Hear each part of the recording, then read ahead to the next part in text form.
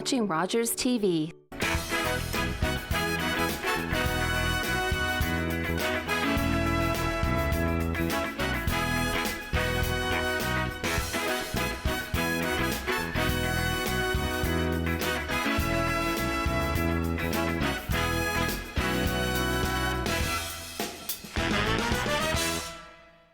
Good evening, Western Newfoundland.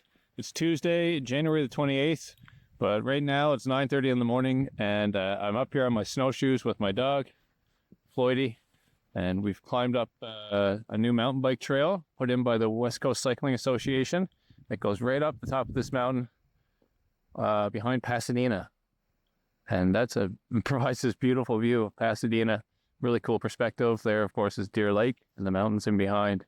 I'm coming to you from here this morning because the last 2 weeks I was complaining about the lack of winter in Western Newfoundland, and I just had this thought as I was coming up the trail that it is now on, and the snowmobiles are going, the snow is deep, the ski lifts are turning, the cross-country skiers are out, and of course snowshoeing conditions are just amazing.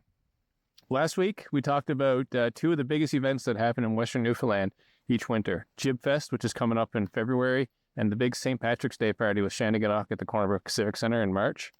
Today, we're going to get back to the roots a little bit and introduce you to two new businesses that have recently opened up in Corner Brook.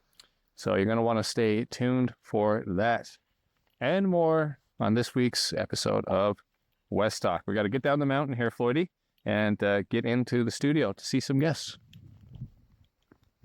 All right, and as promised, we're back in the studio now, and we have our first guest right in here with us, introducing you to some new entrepreneurs in the Corner Brook scene. Going off of some great success they've had in the East Coast, they are excited to be launching Golf Shots, a new location, indoor golf simulation over here on the Commercial Street area. We're really excited to just dive right in and find out all about what they have on the go. So guys, thank you so much for coming down to chat with me today.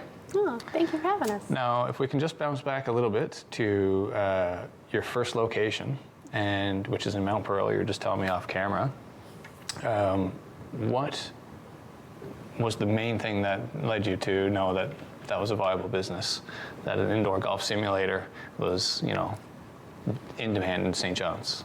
Yeah, well, I think the climate in our province is probably the thing we were going for, the short season. I've worked at golf courses in the province for the last 15, 20 years, and the off season, there was really no place to practice, no place to play here in Newfoundland. So okay.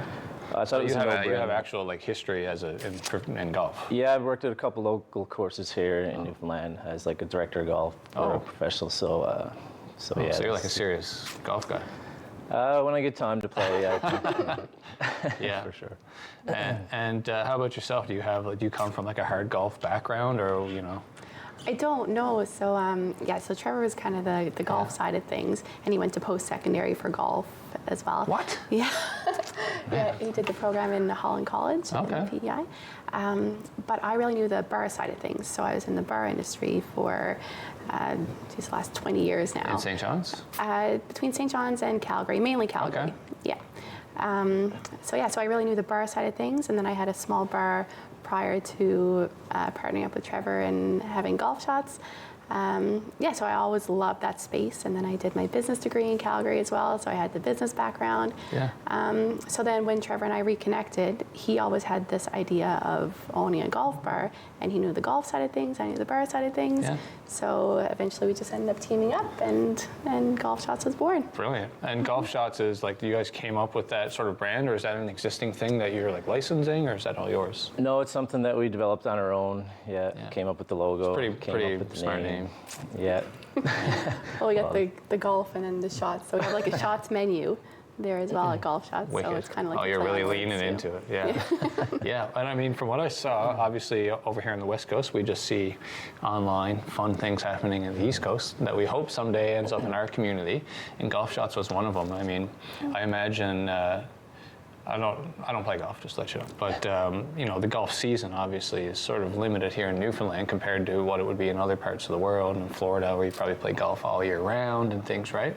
So what do you think it means for people who are serious about golf to have access to something like this? So, are they appreciative? Is it a similar thing? Can you actually hone your skills like on a sim? Yeah, well, I'll just speak a little bit about the technology that we're running there. TrackMan Golf is one of the industry-leading simulators right now, if not the best on the market. So I think there used to be a stigma before that this technology was kind of glitchy or it wasn't registering the proper numbers, accuracy, but I can say that the system that we're running is unreal. Yeah, it's the best in the world. So really, yeah, because I know there's lots of different. Some people have them in their basement, like kind of lower, consumer level, I guess, simulators. Yeah, for sure.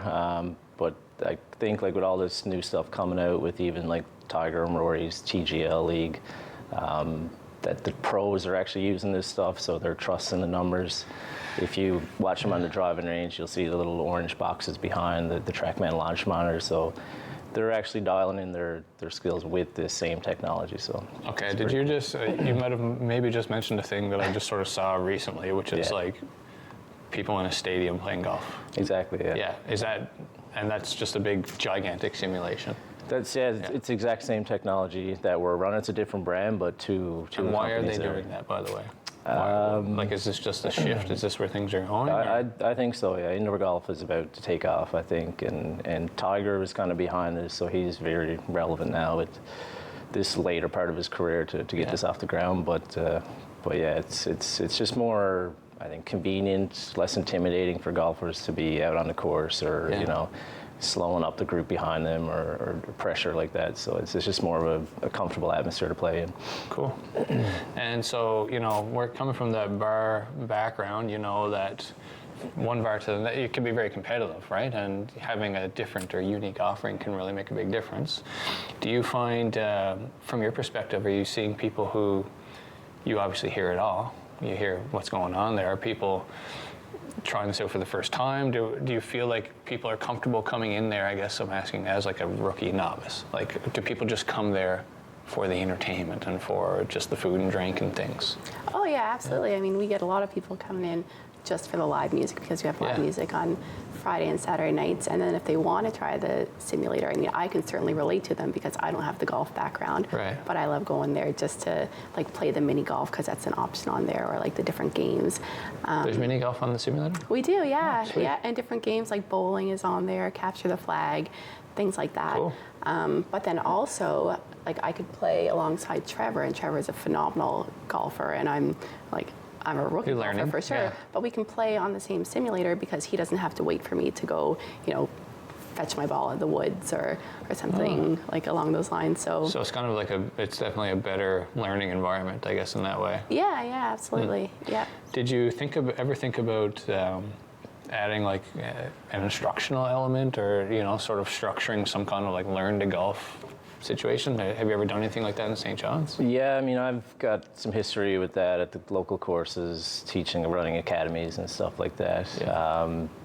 I've kind of stepped more into operations, like management type of role, so it's just a matter of having the time and energy to put back into that sector of it. Yeah. But we have looked at bringing some other professionals on board that are more in that market right now. But as for teaching on these systems, it's very easy because it gives you all the numbers, all the data, the stuff that you don't see out on the driving range. And you can't really get that when you're cracking you can just see the ball flights and whatnot. But this technology will tell you, why that ball is doing what it's doing, or really? The spin rates and launch angles, and because it sees your club. It sees everything. Yeah, it's wild actually what it can produce in form of numbers and live video of your club face through impact. Is there a sensor on the club itself that you? No, it's all just in an overhead unit. So it uses high-speed cameras and radar technology. Yeah. So both combined gives you all the data. So in the venue now, it's one golf simulator? We've got two at our Corner Brook location, yeah. How many are in Mount Borough? 3. We're running 2 TrackMans, 1 HD golf, and we've also got a HitTrax batting cage upstairs. Cool. So 3 golf. And so people, like, how does it work? Do you have to call ahead and kind of like book that out? Can you just drop in, or what do you recommend? Yeah, go ahead. We definitely recommend booking ahead of time just to make sure that that space is available for you, the simulator is available. We do take walk-ins as well. But if they want to book, or if somebody wants to book, you can book on golfshots.ca, or you can call us if we're open, and then and then we can do the booking for them. But definitely recommend to have it booked ahead of time, especially where in Corner Brook we only have 2. Right. So you want to make sure that it's available for the time that you plan to go there for. True. But I did see online that looks like you have a very nice bar situation down there, so not a bad place to hang out and wait for your turn. If somebody did just want to walk in, they might just have to chill out and have a beer or something like that. Yeah, absolutely. And I should probably also mention that you don't even need to book the simulator. Like, you could just come down and just enjoy the live music or enjoy the bar atmosphere. We also have ping pong and darts as well. So I guess that's, I'm glad that you said that, right? That's something that's worth getting across. Because especially where you're located as well, you know, kind of downtown. Actually, I was talking to my friend Brent the other day, and I think you guys are even involved in Jib Fest this year, which is a total sidebar thing, right? But I think you guys are going to be in the block party, so hopefully that'll be a cool way for people to get introduced to it if they haven't already been down there. So anybody can go at any time, hang out, listen to music, whether you're a golfer or not. Very important point.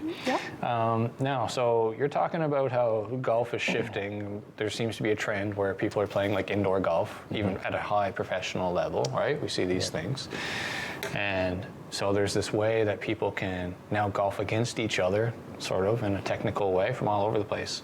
You've got a location in Mount Pearl, you've got a location out in Corner Brook, and you were mentioning off camera, like sort of a tour or a league, or, you know, you're trying to basically allow the opportunity for people across Newfoundland to compete against each other in a fun way.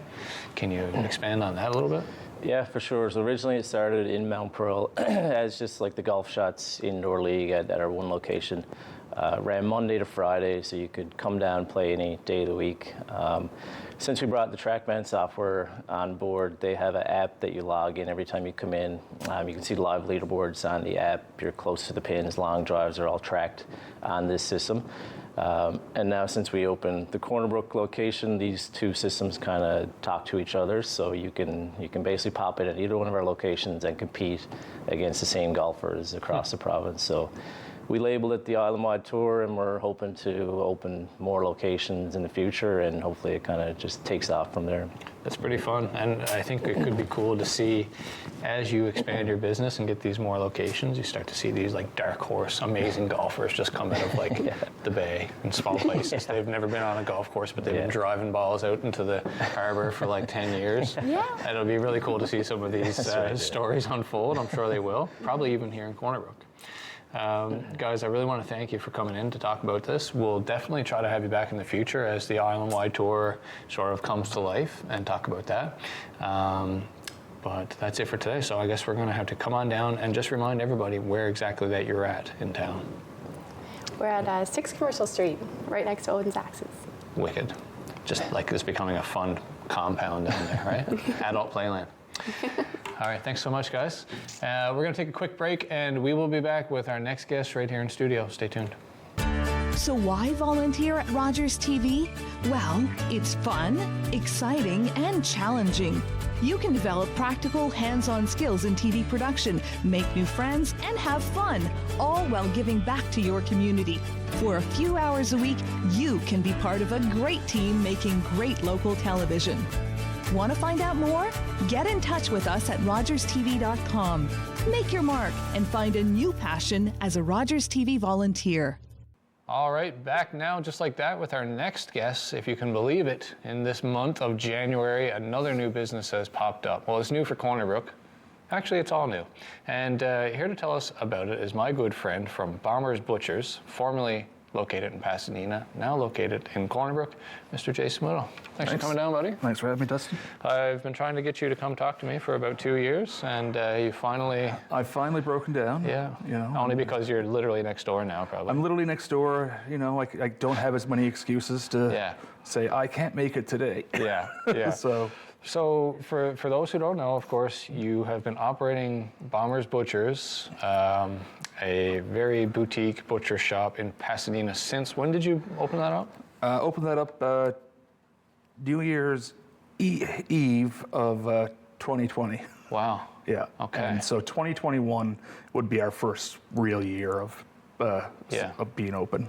And you've been like a meat man for quite some time, a known butcher. You've been working with like, chefs and things from the region, and you've been processing a lot of moose, working with hunters and stuff over the years. Yeah. If you don't mind, where did your sort of journey with all that start? Like, I started out with cooking. I went to cooking school 25 years ago, graduated, I should say. And I've been cooking since I've been pretty much out of high school. So I've spent time across the country, worked out in Alberta, worked in Ontario, worked in BC. And cooking the whole time. I didn't know that. Oh, yeah. And spent a bit of time doing a small expedition cruise ship, as we call them, up into the Arctic. Sweet. A few summers on that. What line was that? It was a Cruise North Expeditions. Okay. They're no longer around, but it was a great few summers on that. Nice. And yeah, I've just been cooking my whole life, and within cooking, there was always butchery, making different sausages, making pâtés and terrines, and doing a lot of. I've done a lot of line cooking, and I've done a lot of production cooking. So that's sort of where the butchery came. I always sort of ended up working on the meats within kitchens and whatnot. So yeah. And so did you just notice that there's like a gap, in the quality, or like what was it how did you know, I guess, that this would be like supported in the way that people, would know the difference between what you can offer and then what they're used to just being offered? Yeah, I think it's been slowly growing here in Western Newfoundland. There's always been a couple of butcher shops around in St. John's, but out here there was one before I moved here called McGowan's, and I always heard good comments about his product, and at some point they were not around anymore. Right. And so since I've been here, it was always, you got the grocery store to go to. And there's nothing wrong with the grocery store, but I think you can have a higher quality of product on a consistent basis. So for me, I wouldn't say I was trying to get away from the restaurants, but I sort of saw a different aspect. I was like, I'd like to focus a bit more on doing some butchery, making some sausages, and hopefully get into making a few other products as well. So that's why I went towards the butchery. Yeah. And I really enjoy, cutting meat. I really enjoy making the sausages and doing some of the finickier work. Yeah. And I really enjoy that aspect of it. And I saw there's no one around, so I gave it a try. And Pasadena was great for me, but to grow, I felt like I had to move into Corner Brook. Well, this is the thing, this is why I felt, as a Pasadenian, felt so privileged that you were even up there, And it was amazing how you did manage to, succeed and keep things going really strong, considering you were in the Pasadena Industrial Park. Yes, not like there's no walk-up traffic. There's no walk-up traffic. There's barely even any drive-through traffic. Yeah. It was a very. You had to be looking for it. Yes, and in that being said, I had customers that were coming back regularly, month after, like yourself. They'd be there weekly, monthly. And I drew people in from both Corner Brook and Deer Lake and surrounding areas, but because of where I was, it wasn't convenient for them. So certainly as you get into the fall and the winter months, the traffic would drop off quite a bit. Yeah. So it was important to me to just get into a better retail area. Yeah. And increase the sales that way. And so that brings us to, I guess, our conversation today. Yeah. You have relocated to next door, but it's not just you now, and things have kind of expanded. Yes. And now currently at 8 Mount Bernard, next to our Rogers studio, there is something that we will just refer to today as a market. As a market. We are still working on the name.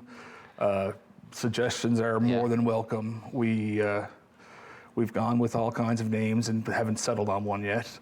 But so this market right now, it's going to involve myself, the Bombers Butcher Company, Deep Roots Farm and Market. They're out of Cormac. They've come to join us. They used to have a small shop up on Premier Drive. Yeah. And Brewed Awakening is also decided to come join us, and they're going to be roasting their beans there. And hopefully within the next little while, we'll get our cafe open. Okay, so they will have the full, sort of coffee stuff on the go? We will definitely have the full, you can come by on our opening days now and get a coffee. Yeah. you're not going to get your full range of coffees that they normally offer right now. Yeah. But within time, you'll be able to get a coffee, a cappuccino. Right. Right now it's like the drip coffee. Just drip coffee at the moment. Cool. Just keeping it simple while we're getting up and running. Yep. And then once we have the full kitchen ready for the cafe, and you can come in, you can get a sandwich. I'm looking at hopefully selling some sausage rolls and some meat pies. Wow. But yeah, so a sandwich, a soup, some different. So it's going to be like full-on sort of. A full-on cafe. We're probably not going to be. We're not looking to be a cafe 24/7 sort of thing. Right. But certainly on our opening days, which will eventually expand to 5 or 6 days a week, is the plan. What are we at right now? I guess it's worth throwing out there. Right now, we're just doing Fridays 10 to 6 and Saturdays 10 to 5. Like you were kind of doing in Pasadena? Similar, yeah. Start, yeah. And the only reason for not being open more is a bit of construction has to be finished in the back. Yeah. So we need space to do that. And until that's done, I'm actually still producing in Pasadena at the moment. Oh. Yeah, I'm still making my sausages and doing my smoked items there. But no retail in Pasadena right now? No retail right now. Okay, this makes sense. Yeah. So basically things are going to just continue to sort of scale in the direction of having 3 full-on vendors in there and people being able to kind of have a little lunch and coffee while they're in. Yeah, the 3 of us are in there, and we're carrying local products too. We carry the Cormac Cheese Company products. I've still got 3G Woodworks cutting boards and charcuterie boards. Yeah. We've got some Chad Keen pottery there. Nice. And then of course, and right now Deep Roots has all their the vegetables. They got some potatoes and carrots and cabbage and beets and turnip. Oh, really? You can just go buy a bag of spuds there? You can go buy a bag of spuds there. Cool. So you can come in, you can get some meat, you can get some potatoes, you can get some vegetables, you can get some coffee for the morning, for the night. Yeah. Because we are selling, of course, the Brewed Awakening coffee. Yeah. And so there is a few items, there's a selection there. We're carrying some local eggs, which we're going to have to try and increase our quantity of because that's a popular big item. Demand. Big demand. We've, the first week we decided, we'll get a case and see how it goes. Yeah. Went well. For the second week, we saw 2 cases. That's probably increase enough. And we've realized, we could probably do 3-4 cases. How many eggs are in a case? 180 eggs. Oh, okay. So 15 dozen. Wow. That's a lot of eggs. It's a fair amount of eggs, but to have a nice, fresh local egg. Yeah. They're all hand-picked. They're coming from Cormac as well. It's great. And so that's basically that is your ideal customer, eh? Somebody who values just fresh and local, and that's... Fresh and local and just the quality, because it's all about the quality for us. We don't want to be... I've always been very much on having a top-end quality product. Yeah. And that's both the selection of the beef and the grade of the beef. But yeah, it's just about having a really good quality product. I don't want to say it's just for the foodie, because it's not. We've got lots of products there that range in price. There's a good cross section of items you can get. From the meat perspective, we carry pork, chicken, and beef weekly. We're trying to expand and bring in some other products that are not necessarily available here in Newfoundland, like a duck. But I'm hoping to get, I deal with local farmers when possible for pork. Yeah. And when not, they need to bring it in from the mainland, which is not unusual. Yeah. And the same thing with the chicken. Local is what I buy, trying to get connected with local farmers. Yeah. Feel free to reach out to me. Yeah. Well, I think people probably don't think about chicken when they're first thinking about you guys, but some of the greatest chefing successes I've had. And by the way, just for the viewer at home, if you're a home cook and you're really interested in learning and getting better, this is a key part. Yes. Starting off with a good piece of meat or really something that was prepared thoughtfully, and like your chickens, for instance, several times I've gone down and just bought a pack of pre-marinated chicken that literally you throw that on like a grill or some charcoal, and it's delicious. It's amazing, right? Yeah, and that's what I'm trying. I'm trying to give you that value-added thing, because it's not just chopped up chicken. It's not just chopped up chicken, and I've got no problem selling a chopped up chicken, but I like to be able to put a different marinade on particularly on the legs and thighs. Mm-hmm. Sometimes I smoke them. I like to do the whole brine chickens or the spatchcock chickens. Yeah, which that's nice too, to be able to just a spatchcock chicken without having to do the dirty work. It's pretty sweet. And the spatchcock chicken, it's such a great thing for, particularly in the summer, because you can cook your whole chicken on your barbecue. Yeah. Which is something that many of us don't want to turn the ovens on that much in the summer. Yeah. So you go out on the barbecue, you got a spatchcock chicken, so it's split and the backbone's cut out of it, so you can lay it flat, and you can literally do that on your barbecue outside. Yeah.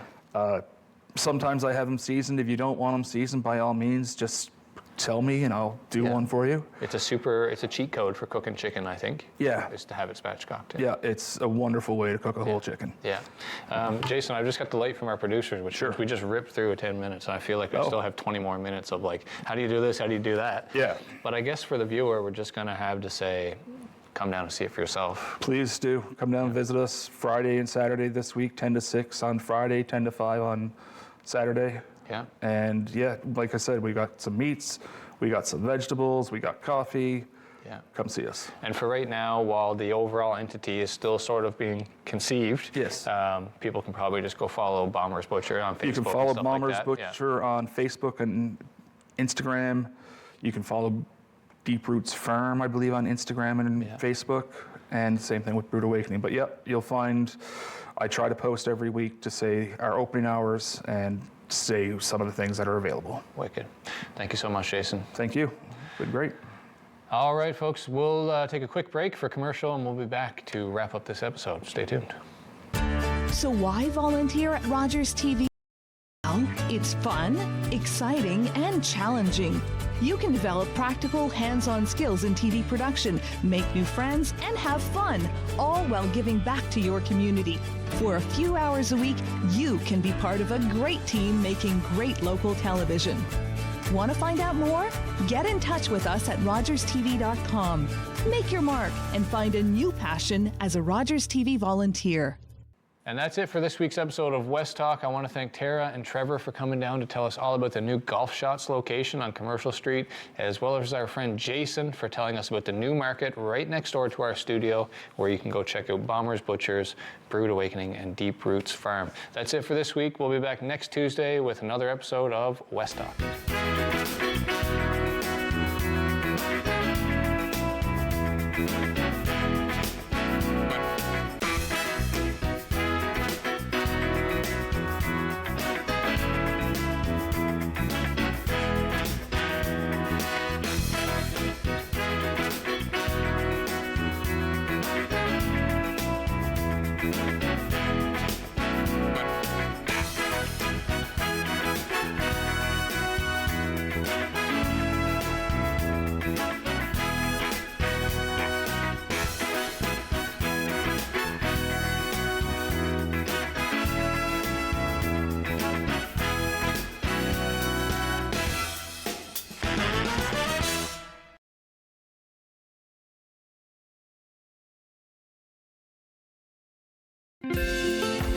If you have a comment about this program, we'd love to hear it. Email or call us, or send us your feedback through social media.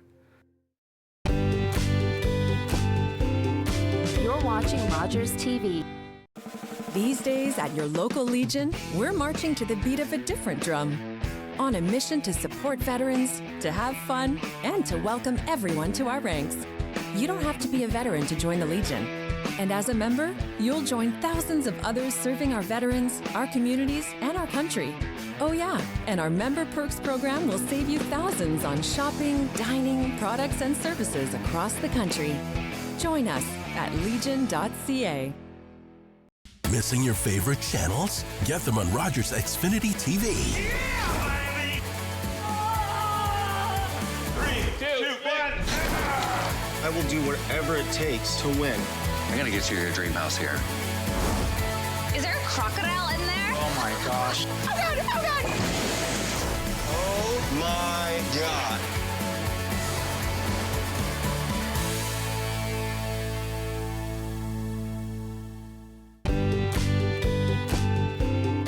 You're watching Rogers TV. This is a man's heart. A heart in desperate need of medical attention. But Because 78% of Indigenous people experience racism in health